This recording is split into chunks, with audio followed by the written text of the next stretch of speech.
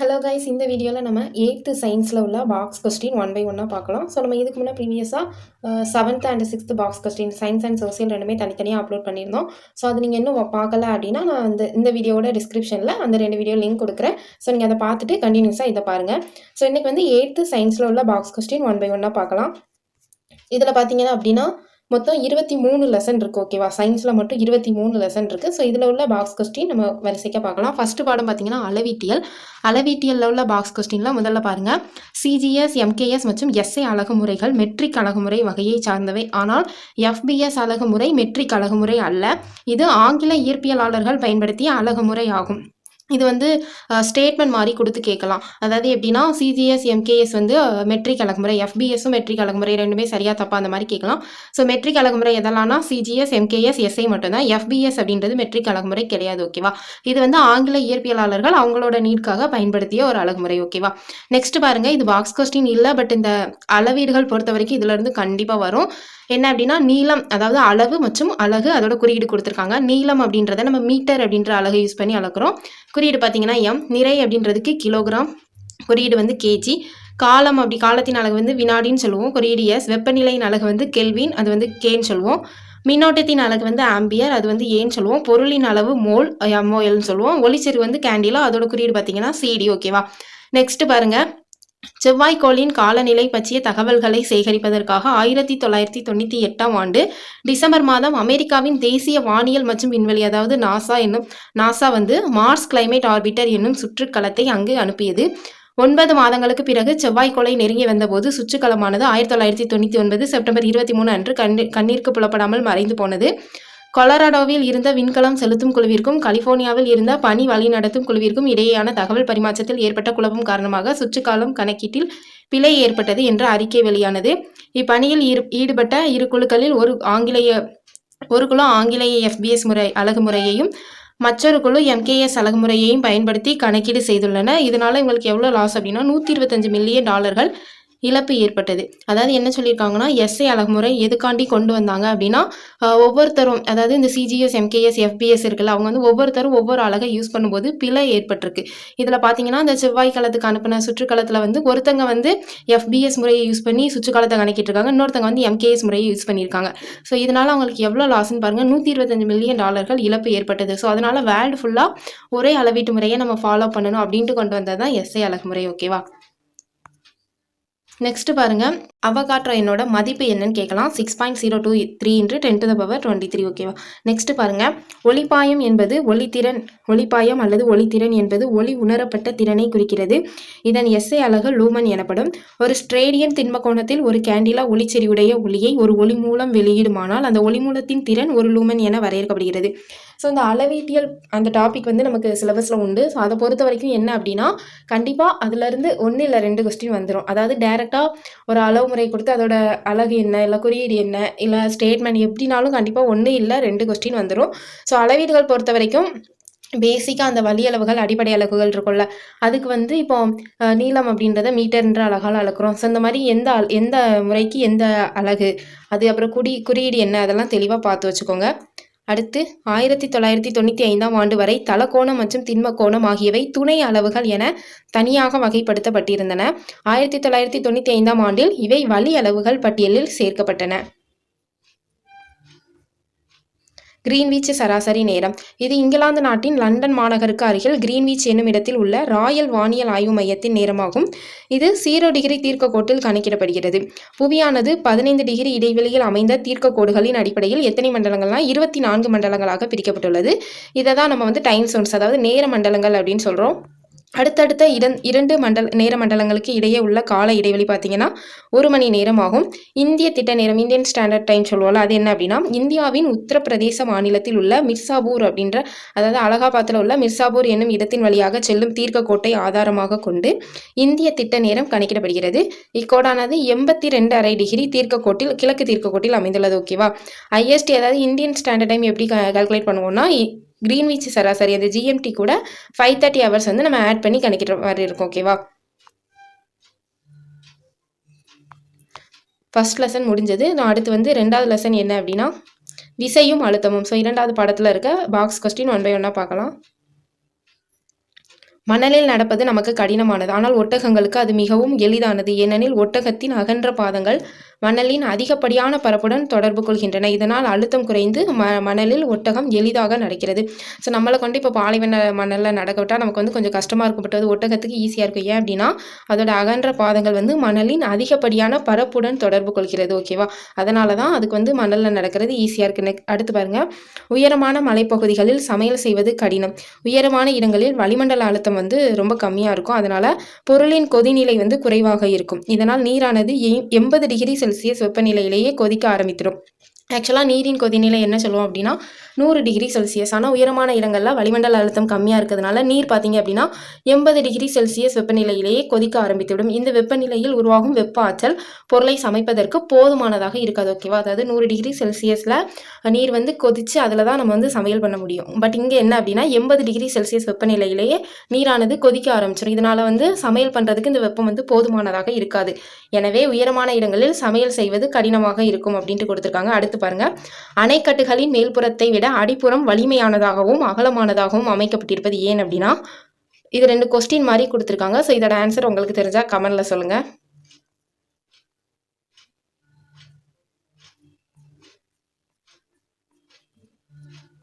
இரண்டாவது பாடம் முடிஞ்சிருது. அடுத்து வந்து நம்ம 3வது லெசன் பார்க்கலாம். 3வது லெசன் என்ன அப்படின்னா ஒளியியல். ஸோ லைட்டு, அதில் உள்ள பாக்ஸ் கொஸ்டின் பார்க்கலாம். 16ஆம் நூற்றாண்டில் இத்தாலி நாட்டில் உள்ள வெனிஸ் நகரத்தில் கண்ணாடி தகட்டின் மீது எதிரொலிக்கும் உலோகத்தை மெல்லிய படலமாக பூசும் வழக்கம் நடைமுறையில் இருந்தது. அவர்கள் பாதரசம் மற்றும் வெள்ளி கலந்த உலோக கலவையினை இதற்கு பயன்படுத்தினர்.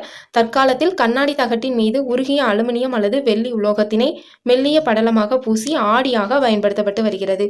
ஏன்னா வெள்ளி என்ன அப்படின்னா மிகச்சிறந்த ஒளி எதிரொலிப்பு பொருள் எது அப்படின்னா வெள்ளி தான். ஸோ அதுக்காக தான் அதை வந்து இந்த ஆடிகளில் பின்னாடி வந்து மெல்லிய படலமாக பூசியிருப்பாங்க. அடுத்து பாருங்க, வாகனங்களில் பின்புற பார்வை கண்ணாடியாக பயன்படுத்தப்படும் குவி ஆடிகளில் இக்கண்ணாடியில் தோன்றும் பிம்பமானது அதன் உண்மை தொலைவை விட அருகில் உள்ளது அப்படின்ற எச்சரிக்கை வாகனம் எழுதப்பட்டிருக்கும். அதாவது object in the mirror are closer than they appear, அந்த மாதிரி காரில் அதிலெல்லாம் எழுதியிருப்பாங்கல்ல. அது ஏன் அப்படின்னா கண்ணாடியில் பார்க்கும்போது வெகு தொலைவில் வாகனங்கள் வருவது போல் நமக்கு தோன்றும். அதாவது நம்ம பக்கத்தில் அந்த வண்டி இருந்தாலும் அது வந்து ரொம்ப தூரமாக இருக்க மாதிரி தான் இருக்கும். அதுக்காக தான் அதில் வந்து கண்ணாடியில் தோன்றும் பிம்பமானது அதன் உண்மை தொலைவை விட அருகில் உள்ளது அப்படின்றத எழுதியிருப்பாங்க. ஓகேவா, அடுத்து பாருங்க, கிரேக்க ரோமானியர் காலத்திலிருந்தே பரவளைய ஆடிகள் வேலை செய்யும் தத்துவமானது அறியப்பட்டிருந்தது. கணித வல்லுநர் டயோகல்ஸ் எழுதிய எரிக்கும் ஆடிகள் அப்படின்ற நூலில் இதன் வடிவம் பற்றிய தகவல் முதலாக இடம்பெற்றுள்ளது. இபின் ஷால் என்ற இயற்பியலாளர் 10ஆம் நூற்றாண்டில் பரவளைய ஆடிகளை பற்றி ஆராய்ந்தார். முதலாவது பரவளைய ஆடியை 1888ஆம் ஆண்டு ஜெர்மன் இயற்பியலாளர் ஹென்றி ஹெர்ட்ஸ் என்பவரால் எதிரொலிக்கும் வானலை வாங்கி வடிவமைக்கப்பட்டது. அதாவது யார் எது அந்த மாதிரி பார்த்துக்கோங்க. ஓகேவா, அடுத்து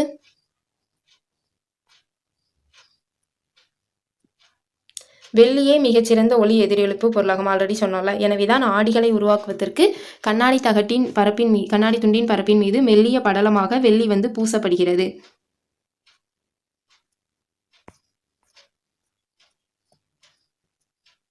இது ரொம்ப முக்கியம். இது பாக்ஸ் கொஸ்டின் உங்களுக்கு தெரியுமா கிடையாது. பட் என்ன அப்படின்னா ஒளிவிலகல் எண் வந்து மேட்ச் த ஃபாலோயிங் இல்லைன்னா டைரெக்டாகவே கேட்கலாம். காற்றின் ஒளிவிலகல் எண் வந்து 1, நீர் வந்து 1.33, அதுக்கப்புறம் ஈத்தர் வந்து 1.36, மண்ணெண்ணெய் பார்த்தீங்கன்னா 1.41, சாதாரண கண்ணாடியின் ஒளிவிலகல் எண் வந்து 1.5, குவார்ட்ஸ் படிகத்தின் ஒளிவிலகல் எண் வந்து 1.56, வைரத்தின் ஒளிவிலகல் எண் வந்து 2.41. ஓகேவா, இது வந்து மேட்ச் த ஃபாலோயிங் இல்லை டைரெக்டாகவே கேட்கலாம், அதனால பார்த்து வச்சுக்கோங்க. வெள்ளொளி கதிரின் நிறப்பிரிகைக்கு வானவில் தோற்றம் ஓர் எடுத்துக்காட்டாகும். சூரியன் இருக்கும் திசைக்கு எதிர் திசையில் தான் வானவில் இருக்கும். இது ஞாபகம் வச்சுக்கோங்க. சூரியன் கிழக்கு இருந்தால் வானவில் வந்து மேற்கு இருக்கும், அதாவது ஆப்போசிட்டில் இருக்கும். மழைக்கு பிறகு எண்ணற்ற நீர்த்துளிகள் காற்றில் மிதந்து கொண்டிருக்கும். இவற்றின் வழியே ஒளி செல்லும்போது ஆக்சுவலாக அந்த ஒளி வந்து என்ன அப்படின்னா ஒயிட் கலரில் தான் இருக்கும், வெள்ளை கலரில் தான் இருக்கும். அது வந்து அந்த நீர்த்துளிகள் வழியாக செல்லும்போது 7 வண்ணங்களாக பிரிகை அடைகிறது. நம்ம நிறப்பிரிகை அப்படின்னு படிச்சிருப்போம்ல, அந்த 7 வண்ணங்களாக பிரிகை அடைஞ்சு தான் நமக்கு வானவில் உருவாகிறது. ஓகேவா, 7 வண்ணங்களாக பிரிகை அடைகிறது. வெள்ளொளியின் நிறப்பிரிகையானது அதிக அளவு மலைத்துளிகளில் நிகழ்வதால் இறுதியில் வானவில் உருவாகிறது அப்படின்ட்டு கொடுத்துருக்காங்க. ஸோ 3வது பாடம் முடிஞ்சது. அடுத்து வந்து வெப்பம் பார்க்கலாம். மின்சாரத்தை நீண்ட தொலைவிற்கு எடுத்து செல்ல பயன்படுத்தப்படும் மின்வட கம்பிகள் பகல் நேரங்களில் விரிவடைந்து இரவு நேரங்களில் சுருங்குகின்றன. இதை அப்படியே மாற்றி கொடுத்து கேட்கலாம். பகல் நேரங்களில் வெப்பத்தினால எந்த ஒரு பொருளும் விரிவடையும். ஓகேவா, அதை மைண்டில் வச்சுக்கோங்க. பகல் நேரங்களில் விரிவடைந்து இரவு நேரங்களில் சுருங்குகின்றன. எனவே தான் அவை மிகவும் விரைப்பாக இணைக்கப்படுவதில்லை. விரைப்பாக இணைக்கப்பட்டால் இரவு நேரங்களில் குளிர்ச்சி அடையும் போது அவை அருந்து விடக்கூடும் அப்படின்ட்டு கொடுத்துருக்காங்க. அடுத்து, இயற்கையாகவே புவியின் மீது திண்மம், திரவம், வாயு அப்படின்ற 3 நிலைகள்லையும் காணப்படுகின்ற ஒரே பருப்பொருள் என்ன அப்படின்னா நீர். ஓகேவா, திண்மம் அப்படின்ட்டு பார்க்கும்போது நம்ம இப்போ இமயமலை அந்த மாதிரி பனிப்பாறைகள் எல்லாமே நீர் பனியாக இருக்கும். திரவம் நமக்கு தெரியும், ஆறு கடல் எல்லாத்துலேயும் திரவமாக இருக்கும். வாயு பார்த்தீங்கன்னா நம்ம காற்றுல நீராவி இருக்குன்னு சொல்லுவோம்ல, அதுதான் வாயு. ஆக திண்மம், திரவம், வாயு இந்த 3 நிலைகளிலுமே காணப்படுகின்ற ஒரே பருப்பொருள் என்னன்னு கேட்டால் நீர் மட்டும்தான். ஓகேவா, அடுத்து பாருங்க, உலோகங்கள் அனைத்தும் சிறந்த வெப்ப கடத்திகளாகும். வெப்பத்தை எளிதாக கடத்தாத பொருட்கள் வெப்பம் கடத்தா பொருட்கள் அல்லது காப்பான்கள் என்று அழைக்கப்படுகின்றன. மரம், தக்கை, பருத்தி, கம்பளி, கண்ணாடி, ரப்பர் ஆகியவை வெப்பம் கடத்தா பொருட்கள் ஆகும். ஸோ வெப்ப கடத்தா பொருட்கள், மின் கடத்தா பொருட்கள் என்னன்னு பார்த்துக்கோங்க. அதை மின் காப்பான்கள் சொல்லுவோம். அடுத்து, வெப்ப கதிர்வீச்சு மூலம் வெப்ப ஆற்றல் பரவுவதை நம் கண்களால் காண முடியும். 500 டிகிரி செல்சியஸ் வெப்பநிலைக்கு ஒரு பொருளை வெப்பப்படுத்தும் பொழுது கதிர்வீச்சானது மங்கிய சிவப்பு நிறத்தில் நமது கண்களுக்கு தெரிய ஆரம்பிக்கிறது. அப்பொழுது நம் தோலின் மூலம் வெப்பத்தினை உணர முடியும். மேலும் வெப்பப்படுத்தும் பொழுது கதிர்வீச்சின் அளவு அதிகரிக்கிறது. அப்பொழுது ஆரஞ்சு மற்றும் மஞ்சள் நிறத்தை தொடர்ந்து இறுதியாக அப்பொருள் வெள்ளை நிறத்தில் ஒளிரும். அதாவது இப்போ நம்ம ஒரு பாத்திரத்தை நார்மலாக கொஞ்சம் நேரம் வெப்பப்படுத்தும் போது அது அந்த கலர் சேஞ்சிங் நமக்கு தெரியாது. இதே ரொம்ப நேரம் ஒரு இதை இப்போ இந்த பழுக்க காய்ச்சின கம்பி அந்த மாதிரிலாம் சொல்லுவாங்களா, அது பார்த்தீங்கன்னா அலுமினியம் கலரில் இருக்கிறது ரெட்டிஷாக இல்லை ஆரஞ்சு கலராக மாறும். ஸோ அதை தான் சொல்கிறாங்க, இந்த கதிர்வீச்சின் காரணமாக அது இது ஆரஞ்சு அல்லது மஞ்சள் நிறத்தை தொடர்ந்து இறுதியாக லாஸ்ட்டில் ரொம்ப நேரம் இது பண்ணிகிட்டே இருந்தால் லாஸ்ட்டில் அது வெள்ளை கலருக்கு மாறிடும், அந்த மாதிரி சொல்லியிருக்காங்க. அடுத்து பாருங்க, உணவுப் பொருட்களில் உள்ள ஆற்றலின் அளவு கிலோ கலோரி என்னும் அலகால் குறிப்பிடப்படுகிறது. அதாவது 1 kilo calorie equal to 4200 joule. ஓகேவா, இது தோராயமான அளவு. அடுத்து பாருங்க, பிற பொருட்களை விட நீர் அதிக அளவு வெப்ப ஏற்பு திறனை பெற்றுள்ளது. இதன் காரணமாகவே நீரானது குளிர்விப்பானாக பயன்படுத்தப்படுகிறது. 100 கிராம் எண்ணெயை விட 100 கிராம் தண்ணீர் அதிக அளவு வெப்பத்தை இழுத்துக்கொள்ள முடியும் அப்படின்ட்டு கொடுத்துருக்காங்க. அடுத்தது, முதலாக 1782ஆம் ஆண்டில் ஆண்டோயின் லவாய்சியர் மற்றும் பியரே சைமன் லாப்சால் ஆகியோரால் வேதியியல் மாற்றங்களால் ஏற்படும் வெப்ப ஆற்றலின் அளவை அளவிட பனிக்கட்டி கலோரிமீட்டர் பயன்படுத்தப்பட்டது. பனிக்கட்டி கலோரிமீட்டர் முதலாக எந்த ஆண்டு பயன்படுத்தப்பட்டது அப்படின்னா 1782. அடுத்து, வெற்றிடக்குடுவை முதன்முதலில் 1892ஆம் ஆண்டு ஸ்காட்லாந்து அறிவியலாளர் சர் ஜேம்ஸ் திவார் என்பவரால் கண்டுபிடிக்கப்பட்டது. இது கண்டிப்பாக கேட்கலாம், நிறைய டைம் கேட்டிருக்காங்க இந்த திவார் குடுவை பற்றி. அவரை கௌரவப்படுத்தும் விதமாக இது திவார் குடுவை என்றும் அழைக்கப்படுகிறது, திவார் பாட்டில் எனவும் அழைக்கப்படுகிறது. ஓகேவா, இந்த லெசன் கம்ப்ளீட் ஆயிடுச்சு. நம்ம அடுத்து 5th லெசன் மின்னியல் பற்றி பார்க்கலாம். மின் நடுநிலையில் இருக்கும் ஒரு பொருள் எலக்ட்ரானை இழப்பதால் மட்டுமே நேர்மின்னூட்டம் உடைய பொருளாகிறது, நேர்மின் துகள்களை பெற்றுக்கொள்வதால் அல்ல. அதாவது நம்ம நேர்மின் அயனி, எதிர்மின் அயனின்னு சொல்லுவோம். ஸோ அதுக்கு ரீசன் என்ன அப்படின்னா, நேர்மின் சுமை கொண்டது அப்படின்னா அதுலேருந்து எலக்ட்ரான் இழந்திருக்கும். எலக்ட்ரானை இழப்பதனால் அது நேர்மின் சுமை கொண்டதாக மாறுது. இதே எதிர்மின் சுமை பார்க்கும்போது எலக்ட்ரானை ஏற்றுக்கொள்ளும். அந்த எலக்ட்ரானை ஏற்பதனால தான் அது எதிர்மின் சுமையாக இருக்குது. இது ரெண்டுமே, நேர்மின் சுமை, எதிர்மின் சுமை ரெண்டுமே என்ன அப்படின்னா எலக்ட்ரானை ஏற்பதாலோ இழப்பதாலோ ஏற்படும் ஒரு மாற்றம் தான். ஓகேவா, நேர்மின் சுமை அப்படின்னா அது நேர்மின் அயனிகளை ஏற்றுக்கிட்டு அந்த மாதிரி கிடையாது. ஸோ இந்த நேர்மின் சுமையாக இருந்தாலும் எதிர்மின் சுமையாக இருந்தாலும் அதுக்கு ரீசன் பார்த்தீங்க அப்படின்னா எலக்ட்ரான் தான். ஓகேவா, அடுத்து பாருங்க, நேர்மின்னூட்டம் பெற்ற ஒரு கண்ணாடி தண்டினை மற்றொரு நேர்மின்னூட்டம் பெற்ற கண்ணாடி தண்டின் அருகே கொண்டு செல்லும் போது அவை ஒன்றை விட்டு ஒன்று விலக்குகின்றன. ஆனால் நேர்மின்னூட்டம் பெற்ற கண்ணாடி தண்டின் அருகே எதிர்மின்னூட்டம் பெற்ற எபோனைட் தண்டினை கொண்டு வரும்போது அவை ஒன்றை ஒன்று கவர்கின்றன. தண்டுகளுக்கிடையே உள்ள தூரம் குறையும் போது விலக்கு விசை அல்லது கவர்ச்சி விசை அதிகரிக்கிறது. அதாவது நம்ம மேக்னெட் படிச்சிருப்போம்ல, எதிரெதிர் துருவங்கள் ஒன்றையொன்று ஈர்க்கும், ஒரே ஒத்த துருவங்கள் ஒன்றையொன்று விலக்கும் படிச்சிருப்போம்ல, அந்த இதை தான் இதில் யூஸ் பண்ணுறாங்க. ஓகேவா, அடுத்து பாருங்க, மின் துகள்களை தங்களுக்குள் பாய அனுமதிக்கும் பொருட்கள் மின் கடத்திகள் எனப்படும். அலுமினியம், தாமிரம் போன்ற உலோகங்கள் மின் கடத்திகளுக்கு எடுத்துக்காட்டுகள் ஆகும். மின் துகள்களை தங்களுக்குள் எளிதாக பாய அனுமதிக்காத பொருட்கள் மின் காப்பு பொருட்கள் எனப்படும், அல்லது காப்பான்கள்னு சொல்லலாம். இது எதெல்லாம் அப்படின்னா ரப்பர், மரம், நெகிழி பொருட்கள் இதெல்லாம் மின்சாரத்தை கடத்தாது. ஸோ இதை மின்காப்பு பொருட்களுக்கு எடுத்துக்காட்டுகளாக கொடுத்துருக்காங்க. அடுத்து பாருங்க, 1600ஆம் ஆண்டு வில்லியம் கில்பர்ட் என்பவரால் உருவாக்கப்பட்ட நிலைமின் காட்டி வெர்சோரியம் என்று அழைக்கப்பட்டது. தாங்கி ஒன்றிலிருந்து தொங்கவிடப்பட்டிருந்த உலோக ஊசியே வெர்சோரியம் என்று அழைக்கப்பட்டது. இந்த உலோக ஊசியானது அதன் அருகே கொண்டு வரப்படும் மின்னூட்டம் பெற்ற பொருட்களால் ஈர்க்கப்படும். யார் அப்படின்னா வில்லியம் கில்பர்ட் அப்படின்றவர் உருவாக்கினார் நிலைமின் காட்டி 1600ஆம் ஆண்டு. அடுத்து பாருங்க, மின்னல் மற்றும் இடியுடன் கூடிய மழையின் போது திறந்த வெளியிலோ அல்லது மரத்தின் அடியிலோ நிற்பதை தவிர்க்க வேண்டும். கீழே அமர்ந்து தலையை குனிந்து கொள்வது நல்லது. அதைவிட வாகனங்களுக்குள் இருப்பது பாதுகாப்பானது. வாகனங்களின் உலோக பரப்பு நிலைமின் தடுப்புரையாக செயல்பட்டு வாகனத்திற்குள் அமர்ந்திருப்பவர்களை மின்னல் தாக்காமல் பாதுகாக்கிறது. ஓகேவா? ஸோ இடி மின்னல் இருக்கும் ரொம்ப அதிகமாக இருந்தால் நம்ம வந்து ஒன்று தரையோட தரையாக அந்த கால் வச்சு அந்த பேரிட டைம்லலாம் போடுவாங்களா, அந்த மாதிரி குனிஞ்சு உட்காந்துக்கலாம். அப்படி இல்லை அப்படின்னா வாகனத்துக்குள்ளே நம்ம இருக்கிறது பாதுகாப்பு அப்படின்னு.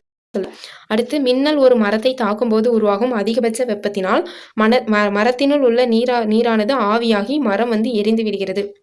ஸோ மின்னல் தாக்குற அந்த ஃப்ராக்ஷன் ஆஃப் செகண்டில் மரத்தில் இருக்க நீர் வந்து எல்லாமே ஆவியாகி அதனால தான் மரம் வந்து எரிஞ்சிருது. ஓகேவா? அந்த அளவுக்கு வெப்பம் வந்து இருக்குது.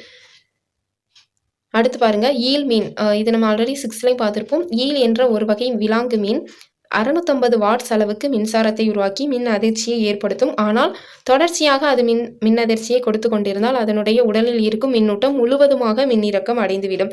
அதன் பின் அதனை தொடும்போது மின் அதிர்ச்சி ஏற்படாது. எந்த மீன் கேட்டால் ஈல் மீன். எவ்வளோ வாட்ஸ்னா 650 வாட்ஸ். அடுத்து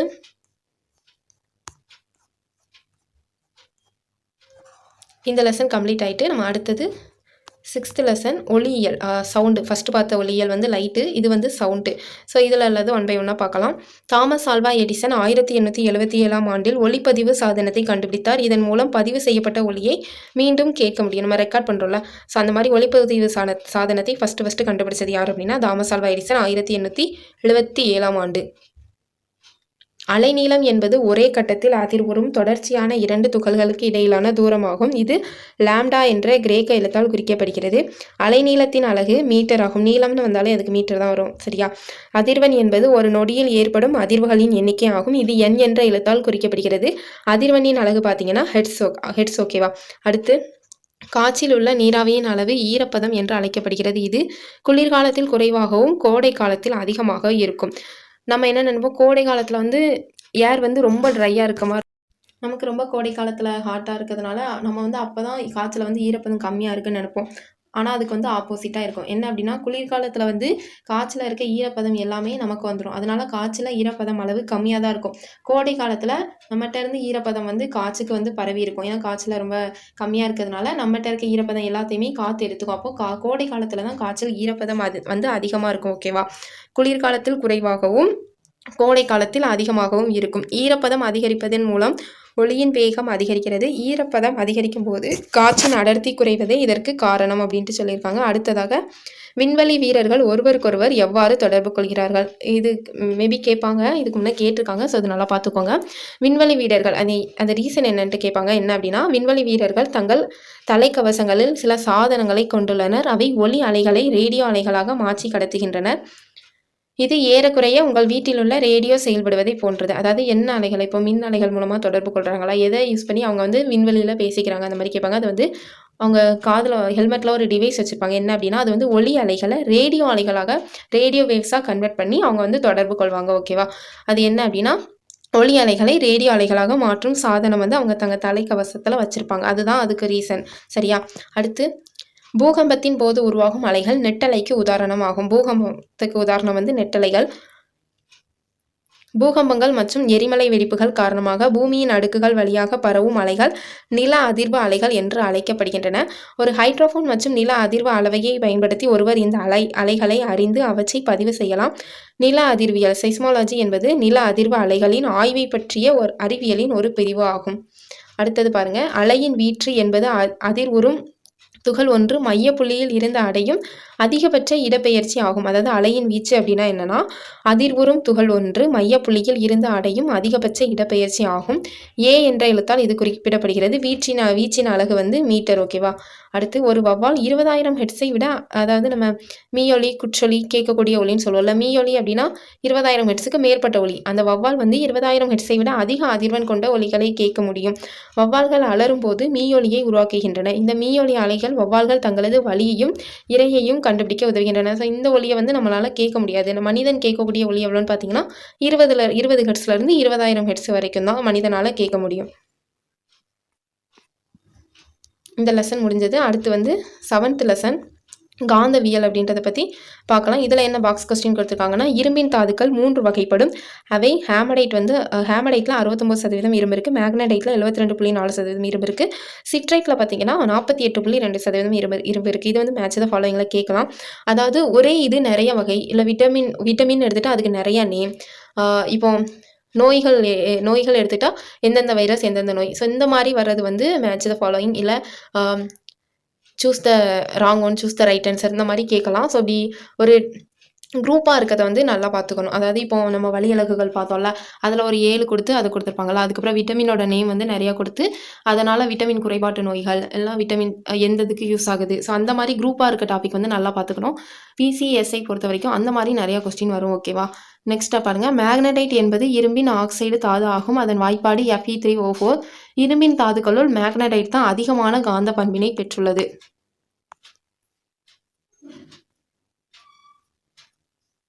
அடுத்து, ஒரு காந்த திசைக்காட்டியில் மிகச்சிறிய காந்தம் ஒன்று எளிதாக சுழலும் வகையில் திசைக்காட்டியின் மையத்தில் கிடைமட்ட தளத்தில் குறிமுள் வடிவத்தில் உள்ளது.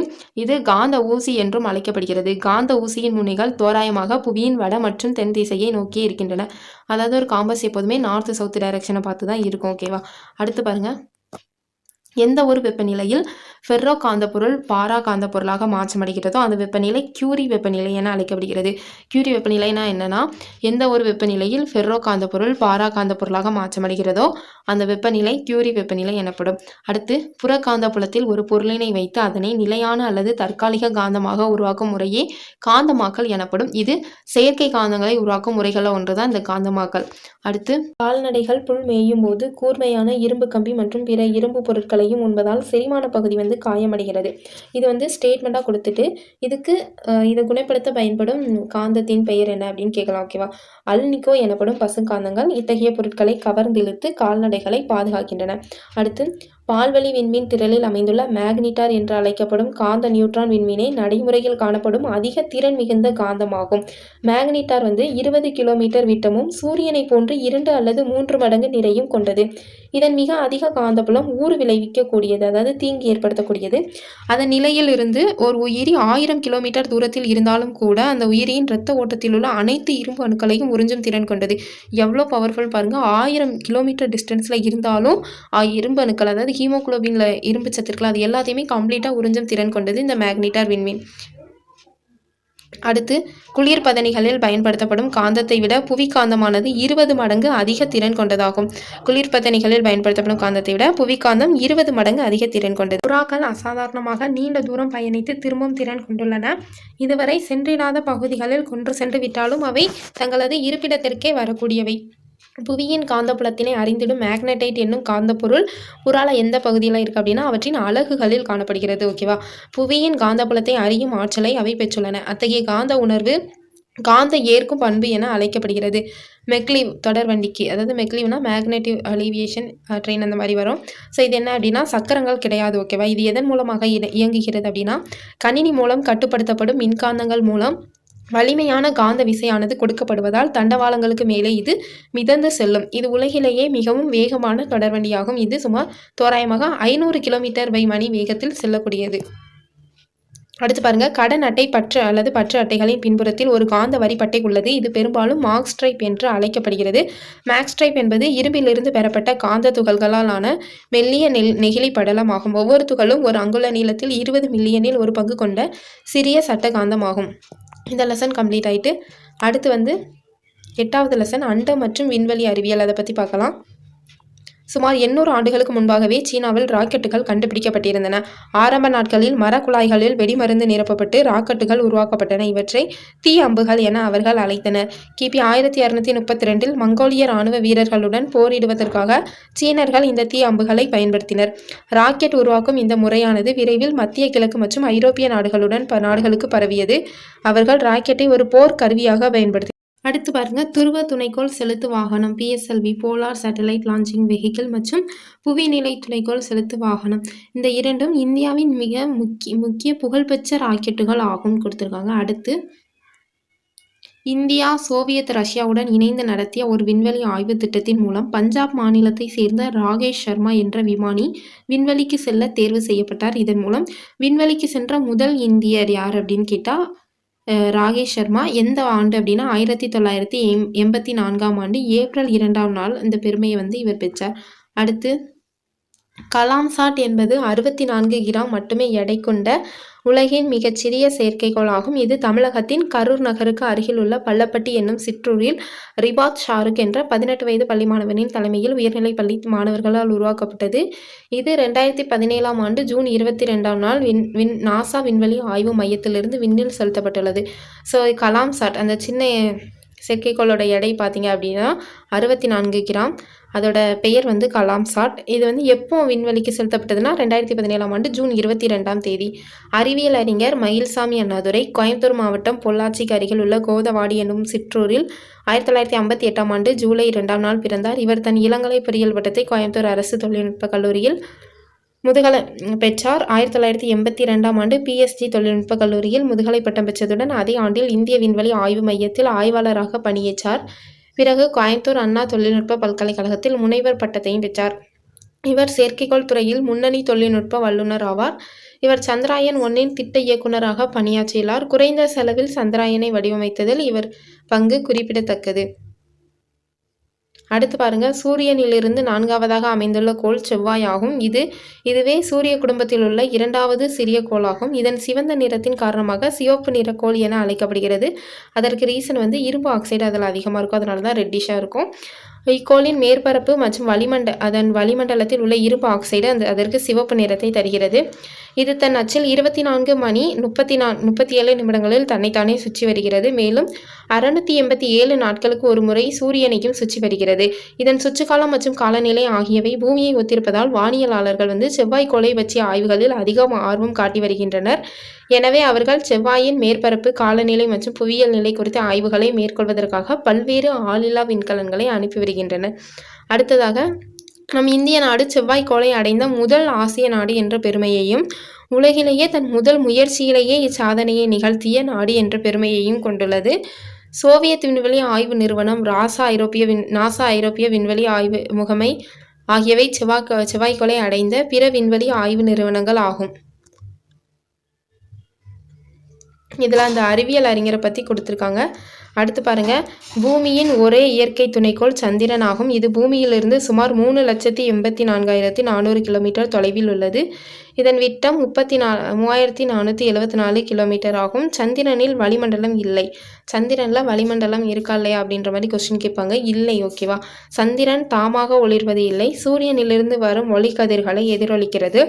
இது தன்னைத்தானே சுற்றி வர எடுத்துக்கொள்ளும் நேரமும் பூமியை சுற்றி வர எடுத்துக்கொள்ளும் நேரமும் சமமாக இருப்பதால் நாம் எப்போதும் சந்திரனின் ஒரு பகுதியையே பார்க்கிறோம். சந்திரனில் தரையிறங்கிய அப்போலோ 11 விண்கலத்தில் பயணித்தவர்கள் யாரெல்லாம் அப்படின்னா நீல் ஆம்ஸ்ட்ராங், புஷ் ஆல்ட்ரின் மற்றும் மைக்கேல் காலின்ஸ் ஆவர். கல்பனா சாவ்லா விண்வெளியில் பூமியின் சுற்றுவட்ட பாதைகளில் 10.4 மில்லியன் மைல்கள் பயணம் செய்துள்ளார். மேலும் 372 மணி நேரத்திற்கும் மேலாக விண்வெளியில் தங்கியிருந்துள்ளார். இந்த லெசன் கம்ப்ளீட் ஆயிடுச்சு. அடுத்து பார்த்தீங்க அப்படின்னா நம்மை சுற்றியுள்ள பருப்பொருட்கள்.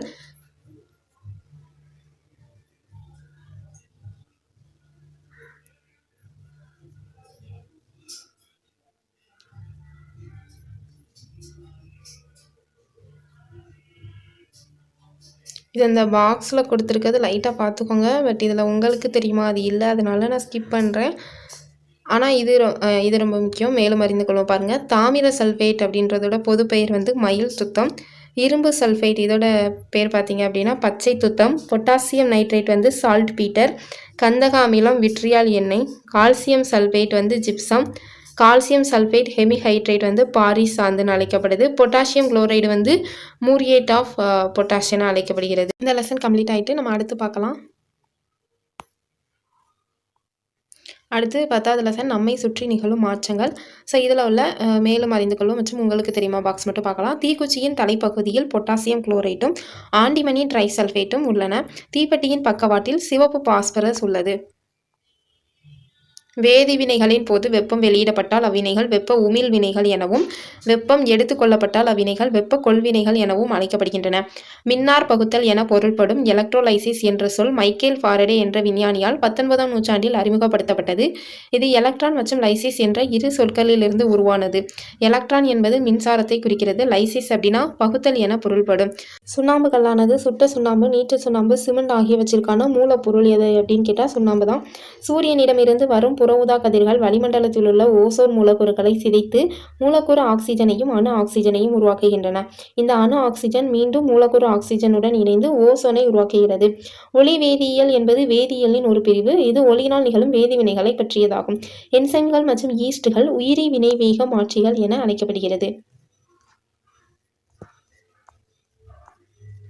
இந்த லெசன் கம்ப்ளீட் ஆகிட்டு அடுத்தது பார்த்தீங்கன்னா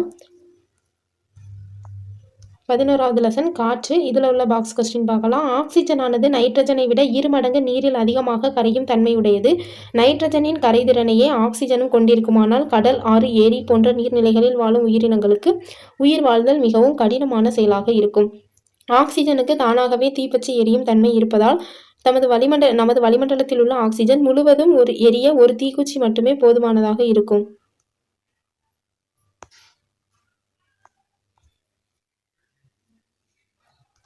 அடுத்தது பாருங்க. தற்காலங்களில் வாகனங்களின் டயர்களில் அழுத்தப்பட்ட காற்றுக்கு பதிலாக நைட்ரஜன் நிரப்பப்படுகிறது. இது ஏன் அந்த மாதிரி கேட்டிருக்காங்க. ஸோ இப்போ இதிலிருந்து என்ன கொஸ்டின்னா, வாகனங்களில் இப்போ என்ன நிரப்புறாங்க அப்படின்னா நைட்ரஜன் வாயு தான் நிரப்பப்படுகிறது. ஓகேவா. அடுத்து பாருங்க. வெப்பப்படுத்தும் போது ஒரு பொருள் திடநிலையில் இருந்து திரவ நிலைக்கு மாறாமல் நேரடியாக வாயு நிலைக்கு மாறும் நிகழ்வு பதங்கமாதல் எனப்படும். இதுக்கு எடுத்துக்காட்டு நம்ம கற்பூரம், நாப்தலின் அதை சொல்லலாம். அதை ஹீட் பண்ணும்போது திடநிலையில் இருந்து திரவ நிலைக்கு மாறாமல் நேரடியாக வாயு நிலைக்கு மாறிடும். அடுத்தது வெள்ளிக்கோளின் வளிமண்டலத்தில் 96 முதல் 97% கார்பன் டை ஆக்சைடு உள்ளது. கார்பன் டை ஆக்சைடின் அளவு அதிகமாக இருப்பதால் வெள்ளியின் மேற்பரப்பில் வெப்பத்தை தக்க வைத்துக் கொள்ள முடியாது. வெள்ளியின் மேற்பரப்பு வெப்பநிலை தோராயமாக 462 டிகிரி செல்சியஸாக இருக்கிறது. எனவேதான் சூரிய குடும்பத்தில் வெள்ளி மிகவும் வெப்பமான கோளாக காணப்படுகிறது. சூரிய குடும்பத்தில் வெப்பமான கோள் எது அப்படின்னு கேட்டால் வெள்ளி தான். ஓகேவா. அடுத்து பாருங்க. காய்ச்சப்பட்ட நீர் என்பது அதிக அழுத்தத்தில் கார்பன் டை ஆக்சைடு வாயு நீரில் கரைந்துள்ள பொருளாகும். இது சோடா நீர் என்றும் அழைக்கப்படுகிறது. அடுத்தது தூய மழை நீரின் pH மதிப்பு 5.6 இருக்கிறது. ஆனால் அமிலமலையின் pH மதிப்பு 5.6 விட குறைவு. ஏனெனில் வளிமண்டலத்தில் உள்ள கார்பன் டை ஆக்சைடு மழை நீரில் கரைந்திருக்கிறது. ஸோ இந்த லெசன் முடிஞ்சிட்டு அடுத்து 12வது லெசன் பாருங்க. அணு அமைப்பு. இதில் உள்ள பாக்ஸ் கொஸ்டின் பார்க்கலாம். ஜான் டால்டன் ஒரு ஏழ்மையான நெசவு குடும்பத்தில் பிறந்தவர். அவர் தனது 12வது வயதில் ஒரு கிராமத்து பள்ளியில் ஆசிரியராக பணியேற்றினார். 7 ஆண்டுகளுக்கு பிறகு அவர் அப்பள்ளியின் தலைமை ஆசிரியரானார். பின் 1793 அவர் மான்செஸ்டரில் உள்ள ஒரு கல்லூரியில் இயற்பியல், வேதியியல் மற்றும் கணிதம் ஆகிய பாடங்களை கற்பிக்கும் பேராசிரியராக பணிபுரிந்தார். அவரது இறுதி காலம் வரை வளிமண்டல அழுத்தம் மற்றும் மழை அளவினை பதிவு செய்வதனை தனது வழக்கமாக கொண்டிருந்தார். அவர் ஒரு சிறந்த வானியல் ஆராய்ச்சியாளராக இருந்தார். அதாவது இதில் ஜான் டால்டன் அந்த அணுக்கொள்கை அவரோடது அதை பற்றி நம்ம படிச்சிருப்போம். அவரை பற்றி ஒரு பயோடேட்டா மாதிரி கொடுத்துருக்காங்க. மின்சாரம் காற்றின் வழியே பாயும் போது வாயு மூலக்கூறுகளிலிருந்து எலக்ட்ரான்கள் வெளியேறுவதால் அயனிகள் உருவாகின்றன. இதுவே மின்னிறக்கம் எனப்படும். காற்று மின்கடத்தா பொருளாக இருப்பது இயற்கையின் வரமாகும். ஒருவேளை காற்று ஒரு சிறந்த மின்கடத்தியாக இருக்குமானால் எதிர்பாராத விபத்தினால் உருவாகும் சிறு மின்பொறி கூட மிகப்பெரிய ஆபத்தினை விளைவிக்கும். நீர் மின்சாரத்தை கடத்தும், பட் காற்று கடத்தாது. ஒருவேளை அது இருந்துச்சுன்னா ஒரு லைட்டாக ஒரு தீப்பொறியில் மின் துகள் இதாச்சுனாலே மின்கசிவு ரொம்ப பெரிய இதில் இருக்கும். தொலைக்காட்சி பெட்டியில் கேத்தோடு கதிர்கள் மின்காந்த சுருள்களால் உருவாக்கப்படும் காந்தப்புலத்தால் விலகல் அடைந்து அதன் முகப்பு திரையில் வீழ்த்தப்படுகின்றன. இவை ஒளிப்படத்தை உருவாக்குகின்றன. அடுத்து கண்ணிற்கு புலப்படாத கதிர்கள் துத்தனாக சல்ஃபைடு பூசப்பட்ட திரையில் விழும்போது கண்ணிற்கு புலப்படும் ஒளியை உமிழ்கின்றன. இப்பொருட்கள் ஒளிரும் பொருள்கள் எனப்படுகின்றன. அடுத்தது பாருங்க. ஹைட்ரஜன் வாயுவை மின்னிறக்க குழாயினுள் எடுத்துக்கொள்ளும் போது பெறப்படும் நேர்மின் துகள்கள் புரோட்டான்கள் எனப்படுகின்றன. ஒரு ஹைட்ரஜன் அணுவிலிருந்து ஒரு எலக்ட்ரானை நீக்கும் போது ஒரு புரோட்டான் கிடைக்கிறது. எனவே புரோட்டான் என்பதை ஹைட்ரஜன் அயனி எனவும் அழைக்கலாம்.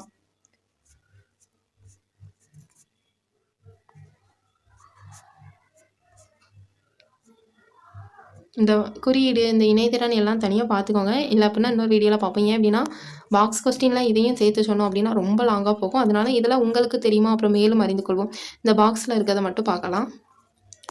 ஸோ இந்த லெசன் கம்ப்ளீட் ஆகிட்டு அடுத்து 13வது லெசன் என்ன அப்படின்னா நீர் பற்றி கொடுத்துருக்காங்க. ஸோ இதில் உள்ள பாக்ஸ் கொஸ்டின்ஸ் பார்க்கலாம். ஹென்றி கேவெண்டிஷ் ஒரு ஆங்கில தத்துவவியலாளர், அறிவியலாளர், வேதியியலாளர் மற்றும் இயற்பியலாளர் ஆவார். இவர் ஹைட்ரஜன் வாயுவை கண்டறிந்தது யார் அப்படின்னா இவர் தான். ஹைட்ரஜனை எளிதில் எரியும் காற்று என இவர் அழைத்தார். உலோகங்களை செறிவு மிகுந்த அமிலங்களுடன் கலந்து ஹைட்ரஜனை உருவாக்கினார். மேலும் உலோகங்களை செறிவு மிகுந்த காரங்களுடன் சேர்த்து கார்பன் டை ஆக்சைடையும் இவர் உருவாக்கினார். அடுத்து பாருங்க, பனிக்கட்டியின் மேல் சறுக்கும் ஸ்கேட்டர்கள் அதன் மீது அழுத்தத்தை செலுத்துகிறார்கள். இந்த அழுத்தம் பனிக்கட்டியின் உறைநிலையை குறைக்கிறது. இதன் விளைவாக ஸ்கேட்டின் அடியில் பனிக்கட்டி உருகி ஸ்கேட்டர்களால் எளிதில் பனிக்கட்டின் மீது சறுக்க முடிகிறது. ஸ்கேட்டர்கள் முன்னோக்கி நகரும்போது அழுத்தம் குறைந்து நீர் மீண்டும் பனிக்கட்டியாக மாறுகிறது. தூய நீர் கீழ்காணும் இயற்பியல் பண்புகளை பெற்றுள்ளது. என்னலாம் அப்படின்னா, தூய நீரின் கொதிநிலையானது ஒரு வளிமண்டல அழுத்தத்தில் 100 டிகிரி செல்சியஸ் ஆகும். உறைநிலை ஒரு வளிமண்டல அழுத்தத்தில் 0 டிகிரி செல்சியஸ். தூய நீரின் அடர்த்தி பார்த்தீங்கன்னா 1 கிராம் பை சென்டிமீட்டர் கியூப். அடுத்தது பாருங்க, மீன் மற்றும் இறைச்சியை பனிக்கட்டியினுள் வைப்பதன் மூலம் கெட்டுவிடாமல் அவற்றை பராமரிக்க முடியும்.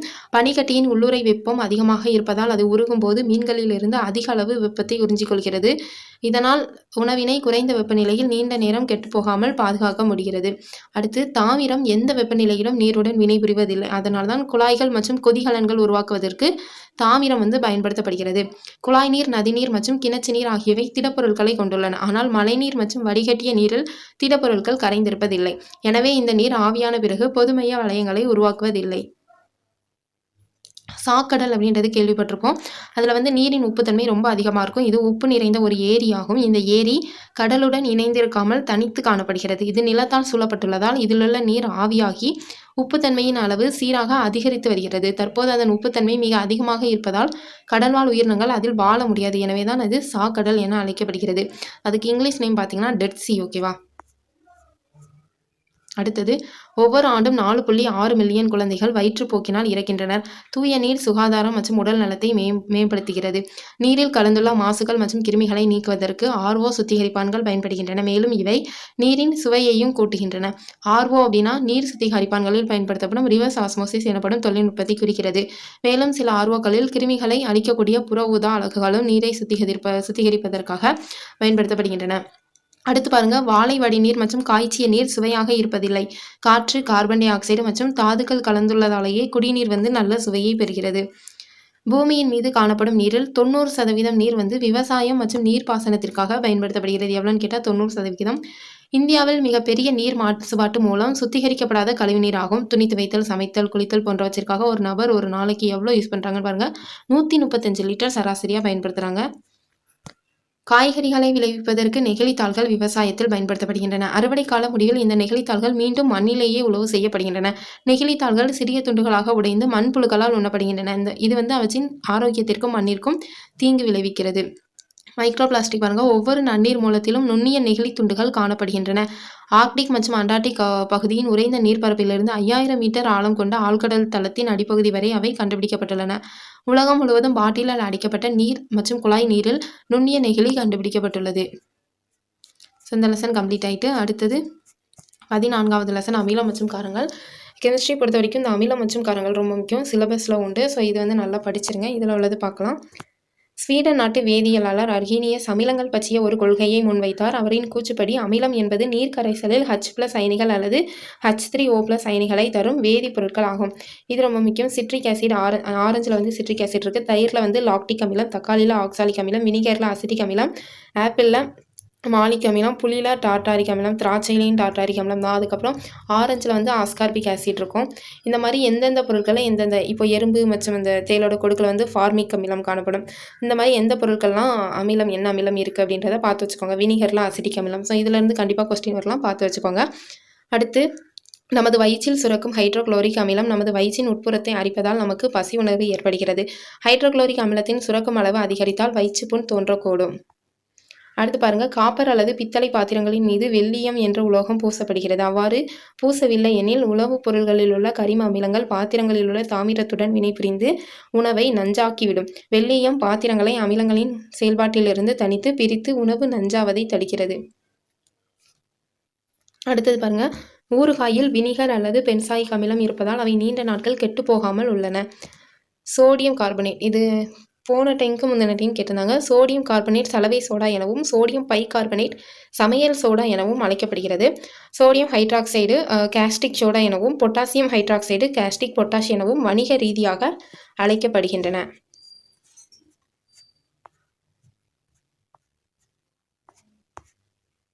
ஸோ இந்த லெசன் கம்ப்ளீட் ஆகிட்டு அடுத்து 15வது லெசன் பார்த்தீங்கன்னா அன்றாட வாழ்வில் வேதியியல்.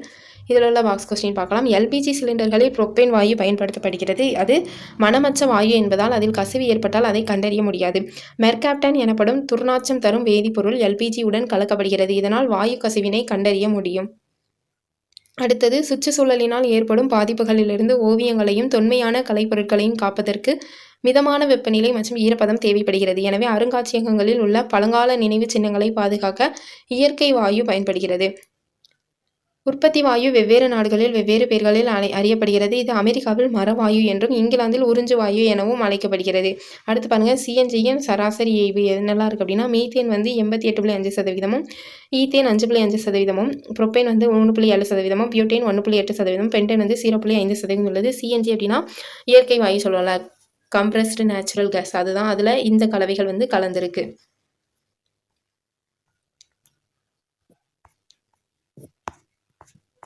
அடுத்து பாருங்க, நிலக்கரி ஒரு விலை மதிக்க முடியாத பொருள் என்பதால் அது கருப்பு வைரம் என அழைக்கப்படுகிறது. சிதைத்து வடித்தலில் 1000 கிலோகிராம் நிலக்கரியானது 700 கிலோகிராம் கல்கரி, 100 லிட்டர் அம்மோனியா, 50 லிட்டர் கரித்தார் மற்றும் 400 மீட்டர் கரிவாயுவை தரவல்லது.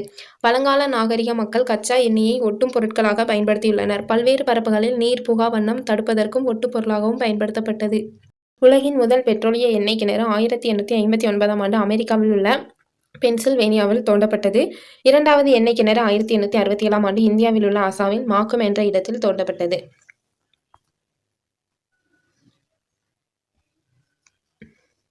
அடுத்து பாருங்க, ஹைட்ரஜன்.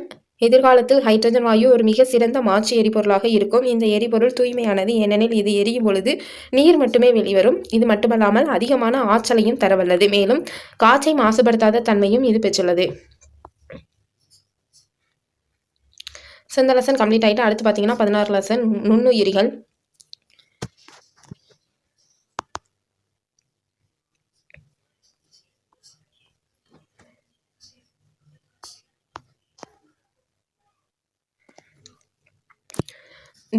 இந்த குரூப் டாபிக்னு சொன்னல, நுண்ணுயிர்களால் மனிதர்களுக்கு உண்டாகும் நோய்கள். இந்த மாதிரி இருக்கிறத நல்லா பார்த்து வச்சுக்கோங்க. ஏன் அப்படின்னா, இப்போ காலரா அப்படின்ற நோய் வந்து எந்த பாக்டீரியாவில் ஏற்படுது அப்படின்னு கேட்கலாம். அப்படி இல்லைனா இந்த லெஃப்ட் சைடு வந்து காலரா, சாதாரண சளி, ரேபிஸ் கொடுத்துட்டு ரைட் சைடில் வந்து அதை உண்டாகும் நுண்ணுயிரி வந்து மேட்ச் த ஃபாலோயிங்லாம் கேட்கலாம். அப்படி இல்லைனா இந்த சூஸ் த கரெக்ட் ஆன்சர் கொடுத்துட்டு நாலு ஆப்ஷனில் 3 தப்பாக கொடுத்து 1 கரெக்டாக கேட்கலாம். ஸோ இந்த மாதிரி குரூப் டாபிக்ஸாக இருக்கிறத நல்லா பார்த்து வச்சுக்கோங்க.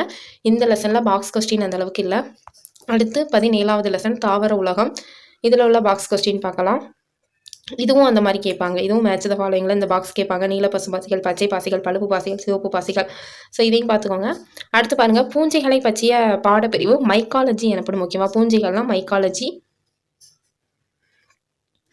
பெனிசிலின் மருந்துகளின் அரசி என்று கூறப்படுகிறது. இதை சர் அலெக்சாண்டர் பிளம்மிங் 1928ஆம் ஆண்டு கண்டுபிடித்தார். பெனிசிலின் வந்து மருந்துகளின் அரசி என கூறப்படுகிறது. யார் கண்டுபிடிச்சார் அப்படின்னா சர் அலெக்சாண்டர் பிளம்மிங் 1928 கண்டுபிடிச்சிருக்காரு.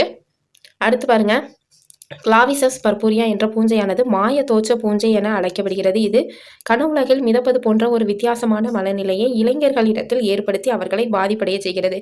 ஸோ இது வந்து இளைஞர்கள், குழந்தைகள், அப்புறம் முதியவர்கள் அந்த மாதிரி கேட்கலாம். பாக்ஸ் கொஸ்டின்ல இருக்க ஸ்டேட்மெண்ட்டும் ரொம்ப இம்பார்ட்டன்ட். ஓகேவா, அதையும் பார்த்துக்கோங்க. இளைஞர்களிடத்தில் ஏற்படுத்தி அவர்களை பாதிப்படைய செய்கிறது. அடுத்து, அஸ்பர்ஜில்லஸ் என்ற பூஞ்சையானது குழந்தைகளிடம் ஒவ்வாமையை ஏற்படுத்துகிறது. கிளாடாஸ்பேரியம் என்ற பூஞ்சையானது ஒவ்வாமையிலிருந்து நம்மளை பாதுகாக்கிறது. அடுத்து பாருங்க, லைக்கோபோடியம் கிளப் மாஸ் எனப்படுகிறது. ஈக்விசிடம் குதிரைவால் எனப்படுகிறது. தாவரங்களை சேகரித்து உலர்த்தி அழுத்தி ஒரு அட்டையின் மீது ஒட்டி ஏற்றுக்கொள்ளப்பட்ட ஏதாவது ஒரு வகைப்பாட்டின்படி வரிசைப்படுத்துகிற முறை என்ன அப்படின்னா ஹெர்பேரியம் எனப்படும். இந்தியாவில் உள்ள மிகப்பெரிய உலர் தாவர தொகுப்பு கொல்கத்தாவில் உள்ளது. இங்க 10 லட்சத்திற்கும் அதிகமான உலர் தாவர மாதிரிகள் உள்ளன. அடுத்து பாருங்க, இருசொற் பெயரிடும் முறை தொடர்பான விதிமுறைகள் மற்றும் பரிந்துரைகள் ICBN அமைப்பில் உள்ளது. தற்போது இது ICN என அழைக்கப்படுகிறது. இந்த லெசன் கம்ப்ளீட் ஆயிட்டு அடுத்து 18வது லெசன் என்ன அப்படின்னா உயிரினங்களின் ஒருங்கமைவு. இதில் உள்ள பாக்ஸ் கொஸ்டின் 1 by 1 பார்க்கலாம். நமது உடலானது கருமுட்டை என்ற ஒற்றை செல்லிலிருந்தே உருவாக்கப்படுகிறது. கருமுட்டையானது தொடர்ச்சியான பல மைட்டாசிஸ் பிளவுறுதல்களை அடைந்து வெவ்வேறு அளவு, வடிவம் மற்றும் உட்பொருட்களை கொண்ட திரள் செல்களால் ஆன கருவை உருவாக்குகிறது. கருச்செல்கள் படிப்படியாக அவற்றின் அமைப்பிலும் படியிலும் மாற்றங்களை அடைகின்றன. இந்நிகழ்வுக்கு செல் மாறுபாடு அடைதல் என்று பெயர். அடுத்து பாருங்க, ஓய்வு நிலையில் உள்ள ஒரு வளர்ந்த மனிதன் சராசரியாக நிமிடத்திற்கு 15 முதல் 18 முறை மூச்சை உள்ளிழுத்து வெளிவிடுகிறான். கடும் உடற்பயிற்சியின் போது சுவாச வீதம் நிமிடத்திற்கு 25 முறைகளுக்கும் மேலாக இருக்கும். புகைப்பிடித்தல் நுரையீரல்களை சேதப்படுத்துகிறது. புகைப்பிடித்தல் புற்றுநோய்க்கு காரணமாவதால் அது தவிர்க்கப்பட வேண்டும். உங்களுக்கு தும்மல் ஏற்படும் போது நீங்கள் நாசி துவாரங்களை மூடிக்கொள்ள வேண்டும். இதன் மூலம் நீங்கள் வெளியேற்றும் அயல் பொருட்கள் அருகில் இருப்பவர்களுக்கு பரவாமல் தடுக்க முடியும். அடுத்து பாருங்க, பரவல் முறையின் மூலம் உணவுப் பொருட்கள் செரிமான நொதியுடன் கலக்கின்றன. சுவாச வாயுக்களான ஆக்சிஜன் மற்றும் கார்பன் டை ஆக்சைடு போன்றவை இரத்தம் மற்றும் திசு திரவங்களுக்கு இடையிலும் திசு திரவம் மற்றும் செல்களுக்கு இடையிலும் பரவல் மூலம் பரிமாற்றம் அடைகின்றன. அடுத்து, காற்றுள்ள சுவாசமானது காற்றில்லா சுவாசத்தினை விட 19 மடங்கு அதிக ஆற்றலை ஒரே அளவு குளுக்கோஸிலிருந்து வெளிப்படுத்துகிறது. காற்றுள்ள சுவாசத்தின் போது ஒவ்வொரு குளுக்கோஸ் மூலக்கூறும் 36 ATP மூலக்கூறுகளை உருவாக்கும். அடுத்தது பாருங்க, ஒருவர் உணவு சாப்பிட்டதற்கு 12 முதல் 18 மணி நேரத்திற்கு பின் மிதமான வளிமண்டல சூழலில் முழுமையான ஓய்வு நிலையில் இருக்கும் போதும் அவருக்கு ஒரு குறைந்த அளவிலான ஆற்றல் தேவைப்படும். அந்த ஆற்றலை அடிப்படை வளர்சிதை மாற்றம் எனப்படும். ஸோ இந்த லெசன் முடிஞ்சிட்டு அடுத்து பாருங்க 19வது லெசன் விலங்குகளின் இயக்கம். இதில் உள்ள பாக்ஸ் கொஸ்டின் பார்க்கலாம். பாம்புகளுக்கு கால்கள் கிடையாது. எனவே நகர்வதற்கு தங்கள் தசைகளையும் செதில்களையும் அவை பயன்படுத்துகின்றன. மீன்கள் கூர்மையான உடல் அமைப்பை பெற்றுள்ளன. எனவே அவற்றால் நீரில் ஓட்டத்துடன் சீராக செல்ல முடிகிறது. உடலின் தசைகள் மற்றும் செதில்களும் வாலும் சமநிலையை பேணுவதற்கு உதவுகின்றன. சிறுத்தை பார்த்தீங்கன்னா மணிக்கு 76 கிலோமீட்டர் வேகத்தில் ஓடக்கூடியது. நீர் யானை மனிதனை விட வேகமாக ஓடக்கூடியது. 6 கால்களில் நடக்கும் விலங்குகளுள் கரப்பான் பூச்சியே வேகமாக ஓடக்கூடியது. அது 1 மீட்டர் தூரத்தை கிட்டத்தட்ட 1 வினாடியில் கடக்கும். மிக விரைவாக நீந்தும் பாலூட்டியான டால்பின் 1 மணி நேரத்தில் 35 மைல்கள் வரை நீந்தும். மூட்டுகள் என்பவை 2 எலும்புகள் சந்திக்கும் அல்லது இணையும் இடமாகும். எலும்பிணைப்பு இலைகள் என்பவை இணைப்பு திசுக்களின் கடினமான குறுகிய பட்டைகள் ஆகும். இவை ஒரு எலும்புடன் மற்றொரு எலும்பை இணைத்து மூட்டுகளை உருவாக்குகின்றன. தசை நாண்கள் என்பவை மீள் திசுக்களால் ஆனவை. அவை மூட்டுகளின் செயல்பாட்டில் முக்கிய பங்கு வகிக்கின்றன.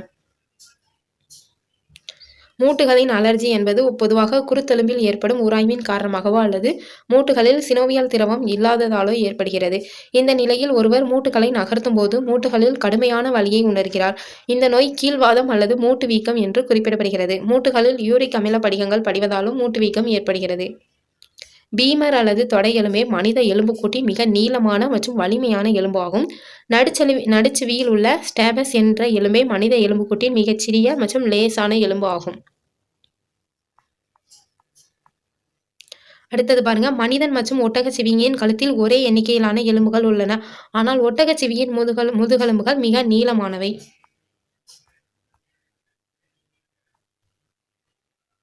முடியின் வேர்களில் தசைகள் உள்ளன. அவை உங்களுக்கு சிலிர்ப்புகளை கொடுக்கின்றன. புன்னகைக்க 17 தசைகளும் கோபப்பட 42 தசைகளும் தேவைப்படுகின்றன. கடினமான இயங்கும் தசைகள் கண்ணில் காணப்படுகின்றன. இந்த லெசன் கம்ப்ளீட் ஆகிடுச்சு. அடுத்தது 20வது லெசன் என்ன அப்படின்னா வளரிளம் பருவமடைதல். ஸோ இதில் உள்ள பாக்ஸ் கொஸ்டின் பார்க்கலாம். விந்தகங்கள் மற்றும் அண்டகங்கள் முறையே ஆண்கள் மற்றும் பெண்களின் முதல் நிலை பால் உறுப்புகள் என அழைக்கப்படுகின்றன. பருவமடைதல் நிகழும் போது குரல் வலையின் வளர்ச்சியானது பெண்களை விட ஆண்களில் அதிகமாக உள்ளது. ஆண்களில் வளர்ந்து பெரிதாகி வெளியே துருத்தி கொண்டிருக்கும் குரல் வலி பெட்டகமானது ஆடம் சாப்பிள் என அழைக்கப்படுகிறது. இதனால் குரலானது ஆழமாகவும் கரகரப்பாகவும் காணப்படுகிறது. இது முக்கிய வளரிள பருவத்தில் சுரக்கக்கூடிய சில ஆண் இன ஹார்மோன்களால் ஏற்படுகின்றது. இதன் விளைவாக குருத்தெலும்புடன் இணைந்துள்ள தசைகள் தளர்ச்சியுற்று தடிமனாகின்றன. இந்த தளர்ச்சியுற்ற தடித்த குரல்வளை பகுதிக்குள் காற்று நுழையும் போது கரகரப்பான ஒலியானது உருவாகிறது. பெண்களில் குரல்வளை சிறியதாக இருப்பதால் அது வெளியில் தெரிவதில்லை. எனவே குரலானது உரத்த சுருதியுடன் காணப்படுகிறது. அடுத்து, வளரிளம் பருவத்தில் வியர்வை மற்றும் தோலுக்கு அடியில் காணப்படக்கூடிய சுரப்பிகளின் செயல்பாடு அதிகரிப்பதால் அவற்றின் சுரப்பு அதிகரிக்கிறது. தோலில் காணப்படக்கூடிய இத்தகைய சுரப்பிகளின் அதிகப்படியான சுரப்பின் காரணமாக பல ஆண்கள் மற்றும் பெண்களின் முகத்தில் பருக்கள் தோன்றுகின்றன. கூடுதல் சுரப்பு காரணமாக சில நேரங்களில் அவர்களின் உடலிலிருந்து நாற்றமும் உருவாகிறது. ஈஸ்ட்ரோஜன் ஒரு தனித்த ஹார்மோன் அல்ல. இது ஒன்றுக்கொன்று தொடர்புடைய பல ஸ்டீராய்டு ஹார்மோன்களின் தொகுப்பாகும். சமீப காலங்களில் பெண்கள் மிகச்சிறிய வயதிலேயே பருவமடைகின்றனர். இது உணவு பழக்கத்தினால் ஏற்படுகிறது. அதிக அளவில் சத்தச்ச நொறுக்கு தீனி, அதாவது ஜங்க் ஃபுட் அதிகமாக சாப்பிட்றதுனால உண்ணும்போது உடல் வளர்ச்சி அதிகரித்து பெரியவர்களை போன்ற தோற்றம் ஏற்படுகிறது. வளரினம் பருவத்தினரின் நலமான வாழ்விற்கு தூக்கம் மிகவும் அவசியமாகும். தேவையான அளவு தூக்கம் பதின்ம வயதில் ஏற்படும் மன அழுத்தத்தை மேற்கொள்ள உதவுகிறது. இந்த வயதினர் சிறப்பாக செயல்பட ஒவ்வொரு நாள் இரவிலும் சுமார் 8 முதல் 10 மணி நேரம் தூங்குவது அவசியமானதாகும். ஆனால் பதின்ம வயதினரில் பெரும்பாலானோர் போதுமான அளவு தூங்குவதில்லை. இதனால் அவர்களது உடல் மற்றும் மனநலன் பாதிக்கப்படுகிறது. அடுத்து பாருங்க, மாதவிடாய் நேரத்தில் ஏற்படும் இரத்த இழப்பை ஈடு செய்ய பெண்கள் அதிக அளவில் இரும்பு சத்து நிறைந்த உணவை எடுத்துக்கொள்ள வேண்டும். இந்த லெசன் கம்ப்ளீட் ஆகிருச்சு. அடுத்தது 21வது லெசன் பயிர் பெருக்கம் மற்றும் மேலாண்மை. இதில் உள்ள பாக்ஸ் கொஸ்டின் பார்க்கலாம். வாழை மற்றும் மாங்கனி உற்பத்தியில் இந்தியா உலகிலேயே முதல் இடத்தில் உள்ளது. கோதுமை மற்றும் நெல் உற்பத்தியில் 2வது இடத்தில் உள்ளது. ஸோ வாழை மற்றும் மாங்கனி அப்படின்னா முதல் இடம், கோதுமை மற்றும் நெல் வந்து 2வது இடம். இளம் நாற்றுகளை பிடுங்கி வளர்நில பகுதியில் ஊன்றும் செயல் நாற்று நடுதல் எனப்படும். இவை அறுவடை வரை அங்கு வளர்க்கப்படுகின்றன. இளம் வளர் தாவரங்கள் நாற்றுகள் அல்லது தாவர உடலப்பெருக்கத்தின் மூலம் உருவான நகல்கள் இதற்கு பயன்படுகின்றன. 2050ஆம் ஆண்டில் உலக மக்கள் தொகை 9 பில்லியனாக இருக்கலாம் என்று எதிர்பார்க்கப்படுகிறது. ஆனால் நன்னீர் வளத்தில் 70 விழுக்காடு விவசாயத்திற்கே பயன்படுத்தப்படுகிறது. எனவே நமது தலைமுறையினருக்கும் எதிர்கால தலைமுறையினருக்கும் கிடைக்கக்கூடிய வகையில் நீரின் பயன்பாடு திறன்மிக்கதாக இருக்க வேண்டும். சொட்டு நீர் பாசனமே இதற்கு மிகவும் பயனுள்ளதாக இருக்கும். உலகெங்கும் 30,000த்திற்கும் மேற்பட்ட களை வகைகள் காணப்படுகின்றன. அவற்றுள் 8,000 வகைகள் பயிர்களுக்கு பெரிய சேதத்தை ஏற்படுத்துகின்றன. ஒரே வகையான களை நீக்கும் முறையை பயன்படுத்துவதால் களைகள் அவற்றை மேற்கொள்ளும் திறனை பெற்றுக்கொள்கின்றன. எனவே பல்வேறு களை நீக்கும் முறைகளை இணைத்து அவற்றை கட்டுப்படுத்த வேண்டும். இந்திய உணவுக் கழகம் 1965ஆம் ஆண்டு, இது அடிக்கடி கேட்பாங்க, FCI food corporation of India வந்து 1965ஆம் ஆண்டு ஜனவரி 14 சென்னையில் ஏற்படுத்தப்பட்டது. நாடு முழுவதும் பொது விநியோக திட்டத்தின் கீழ் உணவு தானியங்களை வழங்குதல், தேசிய உணவு பாதுகாப்பினை உறுதி செய்யும் வகையில் வழங்கப்பட வேண்டிய மற்றும் வைப்பில் வைத்திருக்க வேண்டிய உணவு தானியத்தை நிர்வகித்தல் ஆகியவை இதன் முக்கிய நோக்கமாகும். தற்போது அந்த FCI உணவு கழகத்தோட தலைமையகம் எங்கே இருக்குது அப்படின்னா புதுடெல்லியில் உள்ளது. அடுத்து பாருங்க, லெகுமினோஸ் தாவரங்கள் தமது வேர் மூச்சுகளில் காணப்படும் ரைசோபியம் பாக்டீரியாக்களுடன் கூட்டுயிர் வாழ்க்கை வாழ்கின்றன. இந்த தாவரங்கள் வளிமண்டலத்தில் காணப்படும் நைட்ரஜனை நிலைநிறுத்தும் திறன் பெற்றவை. இத்தாவரத்தின் கனிகள் லெகும்கள் எனப்படுகின்றன. குதிரை மசால், குளோவர் பட்டாணி, அவரை, மைசூர் பருப்பு, லூபினஸ், அப்புறம் காரம் சோயா, வேர்க்கடலை போன்றவை இவற்றிற்கு உதாரணமாகும். இந்த வகை தாவரங்கள் மண்ணில் நைட்ரஜனின் அளவை அதிகரிப்பதற்காக பயிர் சுழற்சியில் ஈடுபடுத்தப்படுகின்றன. கொல்கத்தாவில் உள்ள ஆச்சரியா ஜெகதீஷ் சந்திரபோஸ் இந்திய தாவரவியல் தோட்டம் ஆரம்பத்தில் ராயல் தாவரவியல் தோட்டம் என்று அழைக்கப்பட்டது. இந்த தோட்டம் பல்வேறு வகையான அரிதான தாவரங்களையும் 12,000த்திற்கும் மேற்பட்ட மாதிரி தாவரங்களையும் கொண்டுள்ளது. இது 109 ஹெக்டேர் நிலப்பரப்பு அளவுடையது.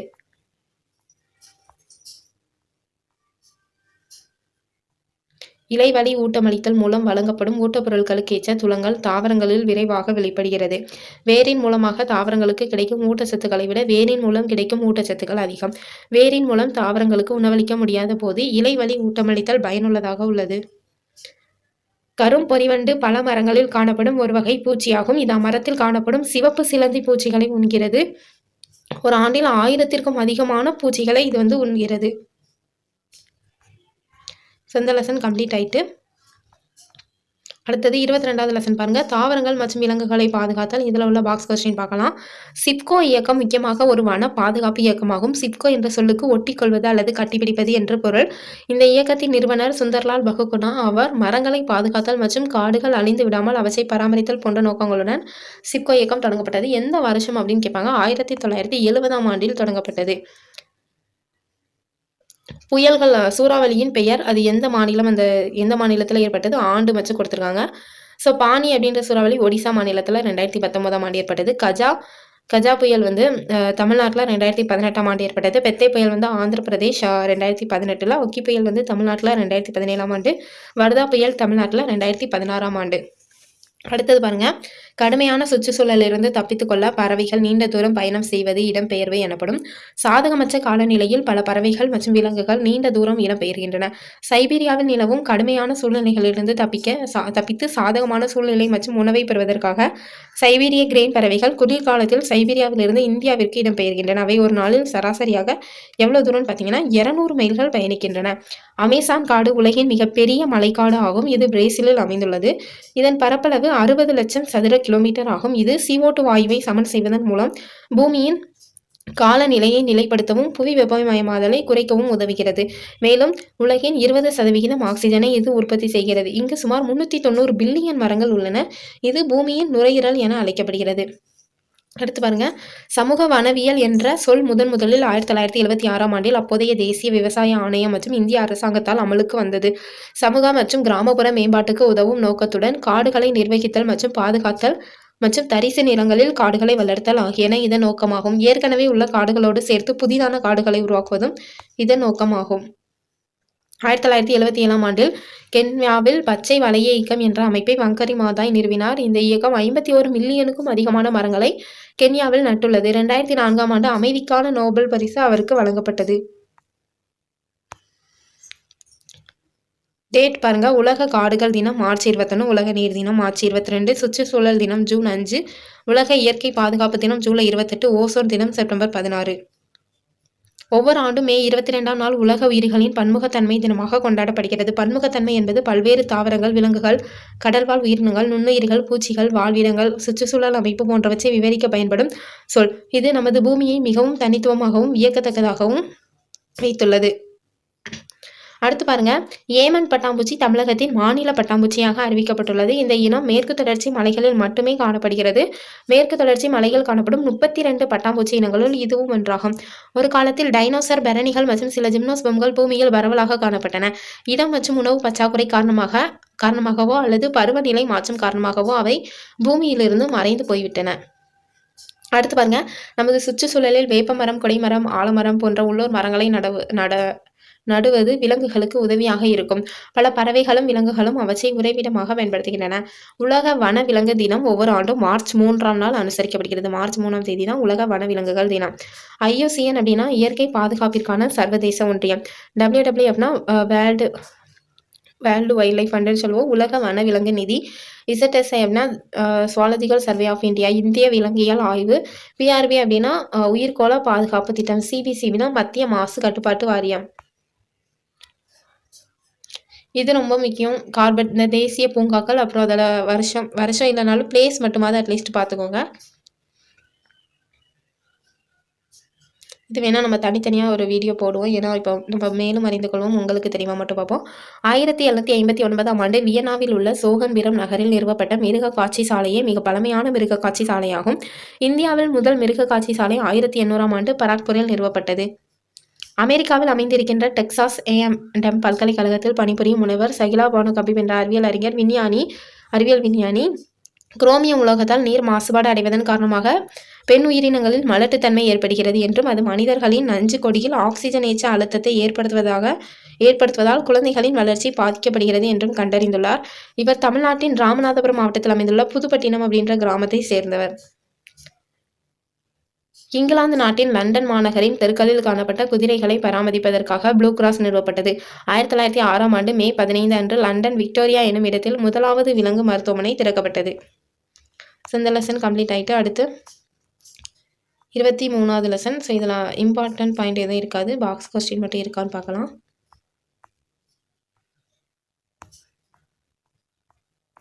பாக்ஸ் கொஸ்டினும் இல்லை. 8th சயின்ஸு இதோட கம்ப்ளீட் ஆகுது. ஸோ நெக்ஸ்ட் வீடியோவில் நம்ம 8th சோசியலில் உள்ள பாக்ஸ் கொஸ்டின் பார்க்கலாம். ஸோ இந்த வீடியோ உங்கள் ஃப்ரெண்ட்ஸ் யாரும் பிசி எக்ஸாமோ இல்லை எஸ்ஐ எக்ஸாமுக்கோ ப்ரிப்பேர் பண்ணிகிட்ருக்காங்க, இல்லை டிஎன்பிஎஸ்சி படிச்சுட்டு இருந்தாங்களோ அவங்களுக்கு ஷேர் பண்ணுங்கள். நீங்கள் என்ன சேனல் சப்ஸ்கிரைப் பண்ணலாம் அப்படின்னா சப்ஸ்கிரைப் பண்ணி சப்போர்ட் பண்ணுங்கள். நெக்ஸ்ட் வீடியோவில் 8th சோசியல் சயின்ஸில் உள்ள பாக்ஸ் கொஸ்டின் பார்க்கலாம். இதுக்கு முன்னே பாக்ஸ் கொஸ்டின் 6th 7th நீங்கள் பார்க்கல அப்படின்னா இந்த வீடியோட டெஸ்கிரிப்ஷனில் லிங்க் கொடுத்துருக்கேன், நீங்கள் அதை பார்த்துக்கோங்க. தேங்க்யூ. நெக்ஸ்ட் வீடியோவில் பார்க்கலாம்.